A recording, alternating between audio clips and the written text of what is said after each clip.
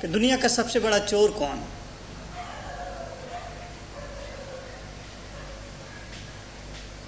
प्रश्न तो बड़ा अटपटा था, लेकिन इसका उत्तर बड़ा चटपटा था।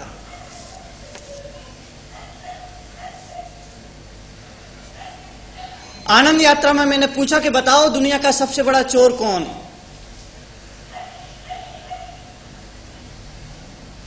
किसी ने कहा अंजन चोर, किसी ने कहा माखन चोर, किसी ने किसी नेता का नाम ले दिया, किसी ने कुछ बताया, किसी ने कुछ बताया।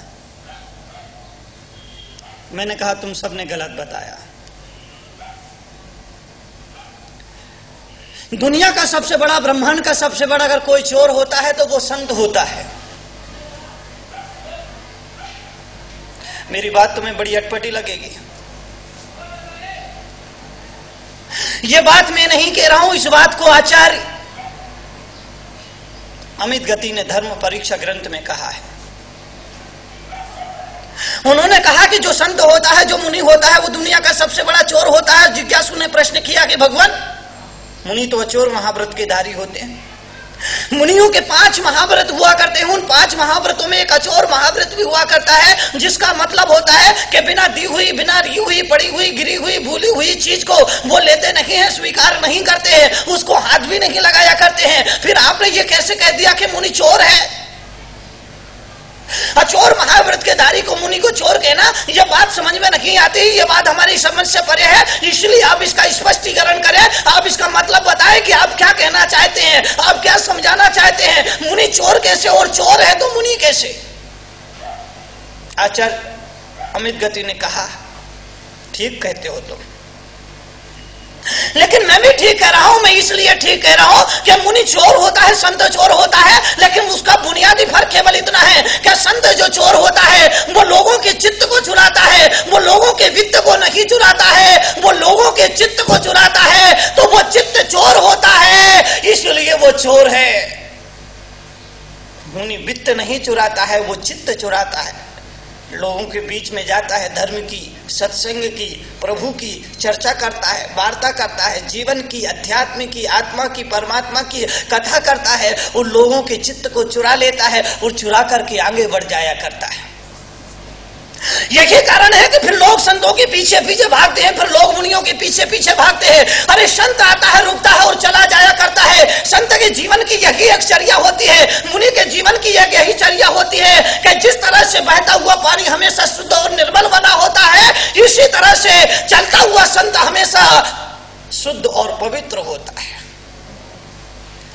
पानी अगर एक जगह थम जाता है तो वो सड़ जाता है, और सड़ने के बाद पर्यावरण को दूषित करने लग जाता है, गंदगी फैलाने लगता है, वहां के वातावरण को बिगाड़ दिया करता है। इसलिए कहता है कि बहता हुआ पानी शुद्ध माना जाता है और चलता हुआ संत शुद्ध माना जाता है। संत जब एक जगह रुक जाता है, संत अपने पैरों को गति नहीं, स्थिरता दे देता है, तो संत के जीवन में कई विकार आ जाते हैं, कई विकृतियां आ जाती है, कई समारंभ बढ़ जाता है, परिग्रह और परिचय बढ़ जाता है, मन की चंचलता बढ़ जाती है, साधना में विघ्न आता है, साधना में अंतराय पड़ जाता है। इसीलिए भगवान महावीर ने कहा है कि दिगंबर जैन मुनि के लिए कहा है कि वो कहीं पर अपना आश्रम ना बनाए, कहीं पर अपना मठ ना बनाए, कहीं पर अपना रहने के लिए एक निश्चित मकान ना बनाए। अरे हमेशा ही चलता रहे, बढ़ता रहे, कभी इस गांव में, कभी उस नगर में, कभी इस शहर में, कभी इधर कभी उधर, हमेशा ही बढ़ता रहना चाहिए, हमेशा ही चलता रहना चाहिए।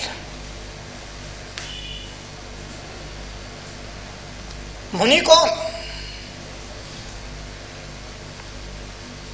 महावीर के सामने एक प्रश्न पूछा गया भगवान महावीर से। इंद्रभूति गौतम ने पूछा कि बनते मुनि कौन? महावीर बोले कि जिसका मन स्थिर है पर जिसके पैर स्थिर नहीं है, वो मुनि है।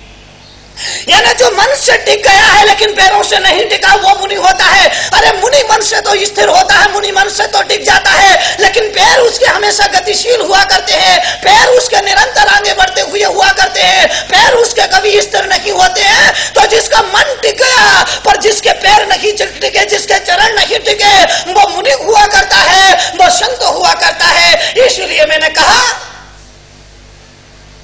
बहता हुआ जल शुद्ध होता है और चलता हुआ संत शुद्ध होता है। मुनि 4 माह के अलावा किसी नगर में 4 महीने से ज्यादा नहीं रुकते हैं।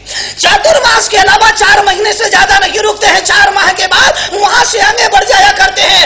इसीलिए जाते हुए संत को रोकना नहीं चाहिए, जाते हुए संत के मार्ग में बाधा खड़ी नहीं करना चाहिए, जाते हुए मुनि को रुकने के लिए नहीं कहना चाहिए। क्यों?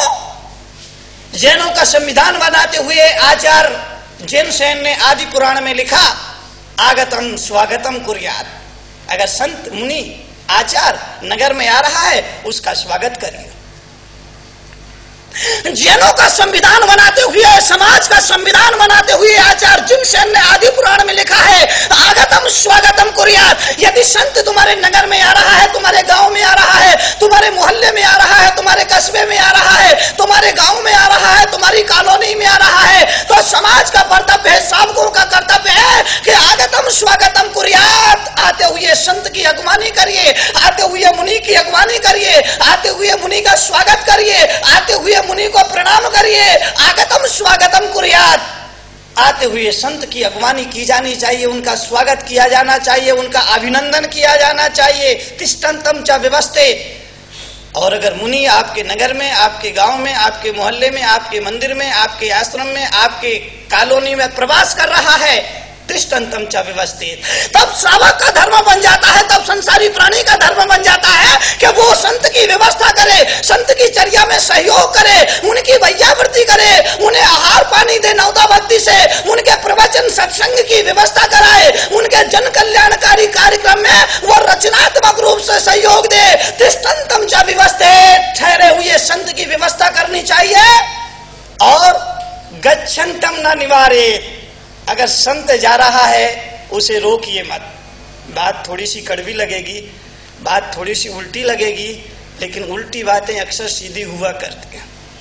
तिष्ठन्तम च गच्छन्तम न निवारेत। तीसरे चरण में उन्होंने कहा, अगर संत जा रहा है, संत आगे बढ़ रहा है, संत किसी नगर में विहार करके आगे जा रहा है, तो जाते हुए संत को रोकना नहीं चाहिए, जाते हुए संत के विहार में बाधा नहीं डालना चाहिए। क्यों? जाते हुए संत को मत रोको, क्योंकि वो तुम्हारे ही किसी भाई के कल्याण के लिए जा रहा है, तुम्हारे ही किसी भाई के उद्धार के लिए जा रहा है, तुम्हारे जैसे ही किसी भाई के जीवन में तीर्थ बनाने के लिए जा रहा है, उसका मार्गदर्शन करने जा रहा है, उसके जीवन का कायाकल्प करने जा रहा है। इसीलिए कहा गच्छन्तम न निवारेत। जाते हुए संत को कभी रोकना नहीं चाहिए।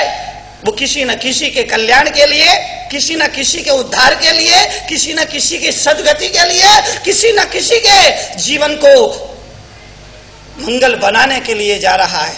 इसलिए कहा गच्छन्तम न निवारेत। ऐसा धर्म सनातना, यह एक श्रावक का सनातन और प्राचीनतम धर्म है। तो मैंने आपसे कहा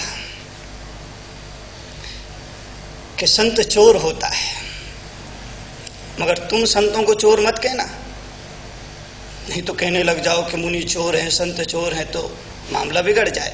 संत चोर है, एक आध्यात्मिक पक्ष का उसका विवेचना की जा रही है, एक आध्यात्मिक नजरिए से देखा जा रहा है। अरे वित्त चुराने वाला तो चोर हुआ करता है, लेकिन संत तुम्हारा वित्त नहीं चुराता है, रुपया पैसा नहीं चुराता है, सोना चांदी नहीं चुराता है, जमीन जायदाद नहीं चुराता है, वो केवल तुम्हारा चित्त चुराता है। और जब श्रावक का चित्त चुरा लिया जाता है तो वो श्रावक मुनि के पीछे पीछे भागा करता है, वो संत के पीछे पीछे भागा करता है, वो सदगुरु के पीछे पीछे भागा करता है, वो प्रभु के पीछे पीछे भागा करता है। अरे प्रभु ने जिसका चित्त चुरा लिया है वो प्रभु का दीवाना हो जाया करता है, वो प्रभु का भक्त और शिष्य हो जाया करता है। इसलिए सुबह उठता है, प्रभु की तरफ भागता है, रात में अगर नींद खुल जाती है तो फिर प्रभु के स्मरण में खो जाया करता है, क्योंकि उसका चित्त चुरा लिया गया है। अपना चित्त किसी संसारी प्राणी को मत दे देना, अपना दिल किसी संसारी को मत दे देना। अगर अपना दिल देना उस परम प्रभु को देना, अपना चित्त देना तो उस सदगुरु को देना, अपना हृदय देना तो उस हृदय के सम्राट परमात्मा को देना। तुम्हारा कायाकल्प हो जाएगा, तुम्हारा जीवन का उद्धार हो